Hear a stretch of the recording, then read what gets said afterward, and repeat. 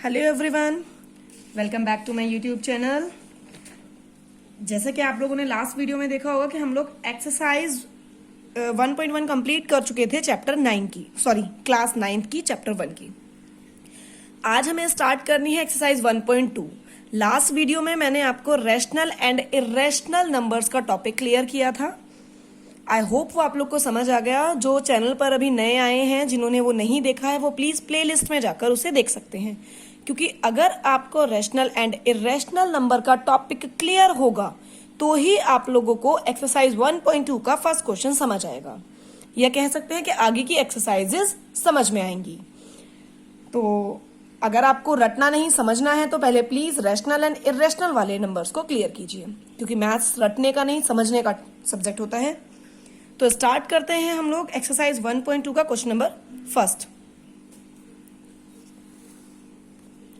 जैसे कि आप देख रहे हैं, क्वेश्चन मैंने नोट डाउन किए हुए हैं क्योंकि बुक ऊपर नीचे बार बार दिक्कत हो जाएगी आप लोग को शायद समझने में। फर्स्ट क्वेश्चन का फर्स्ट पार्ट है आपका, every irrational number is a real number. जितने भी इरेशनल नंबर्स होते हैं, क्या वो सब रियल नंबर्स होते हैं? जितने भी इरेशनल नंबर्स होते हैं, क्या वो सब रियल नंबर्स होते हैं?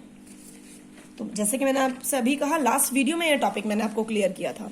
लास्ट वीडियो में ये वाला कंसेप्ट बताया था मैंने, तो देखिएगा एक बार जरा। रियल नंबर्स दो पार्ट्स में डिवाइडेड थे, rational numbers and irrational numbers. Real numbers हमारे दो पार्ट्स में डिवाइडेड थे। तो फर्स्ट क्वेश्चन है आपका, every irrational number is a real number. जितने भी हमारे इरेशनल नंबर्स होते हैं, क्या वो सब हमारे रियल नंबर्स होते हैं? तो आइए जरा, क्या जितने भी रैशनल नंबर्स होते हैं सब हमारे रियल नंबर्स होते हैं? हाँ जी, होते हैं, क्योंकि उसने बोला रियल नंबर्स दो पार्ट्स में डिवाइडेड हैं, रैशनल और इरेशनल। तो जितने भी रैशनल नंबर होंगे वो सब रियल होंगे, और जितने भी इरेशनल नंबर्स होंगे वो सब भी हमारे रियल होंगे। तो फर्स्ट वाला क्या है आपका? ट्रू। ध्यान से समझिएगा, ये कोई आपका जीके या साइंस का क्वेश्चन नहीं है, मैथ इंग्लिश का, कि आपने ट्रू और फॉल्स में आंसर समझ लिया। आपको कंसेप्ट समझना है कि ट्रू है तो क्यों है, क्योंकि जितने भी रैशनल नंबर होते हैं वो सब रियल के पार्ट्स होते हैं। तो जितने, या कह लीजिए जितने भी इरेशनल नंबर होते हैं वो सब रियल के पार्ट्स होते हैं। तो हाँ जी, सारे रैशनल नंबर्स और सारे इरेशनल नंबर्स रियल होते ही होते हैं।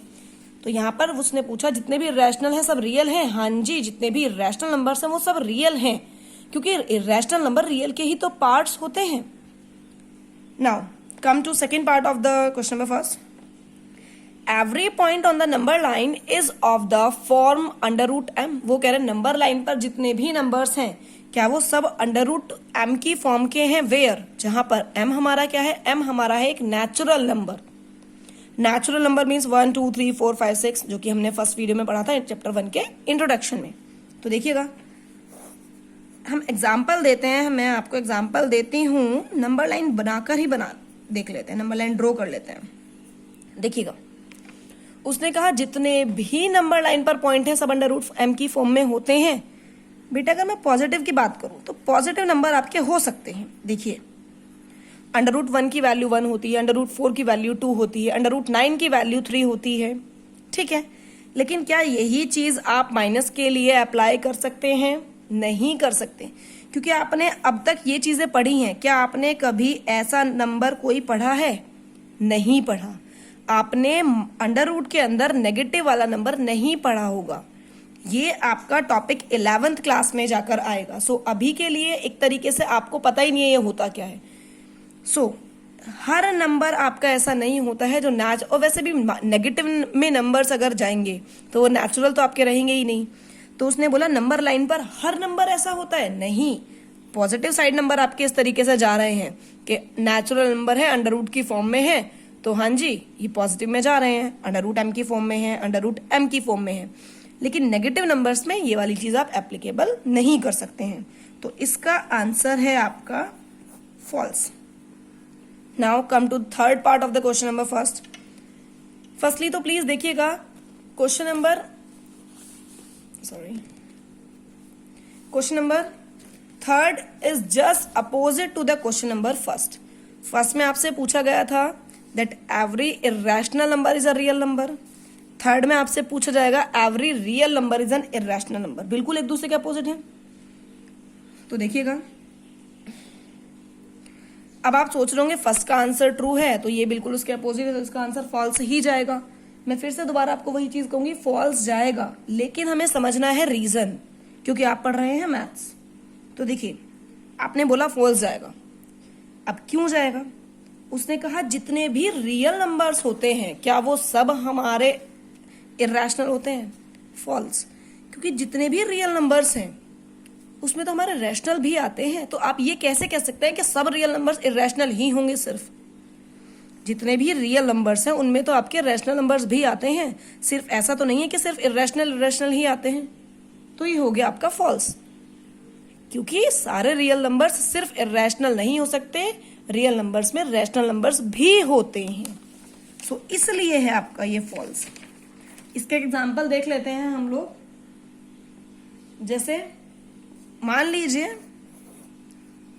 ये आपके पेरेंट्स हैं, या फिर कोई दो बच्चे हैं, रोहन एंड सोहन, ये आपके इनके पेरेंट्स हैं। ये है रोहन, ये है सोहन। मैं आपसे कह रही हूं कि ये दोनों इनके पेरेंट्स हैं। अब मैं आपसे कह रही हूं, सुनिएगा ध्यान से, अब क्वेश्चन से रिलेटेड टॉपिक आ गया है जो मैं आपको समझाना चाह रही हूं।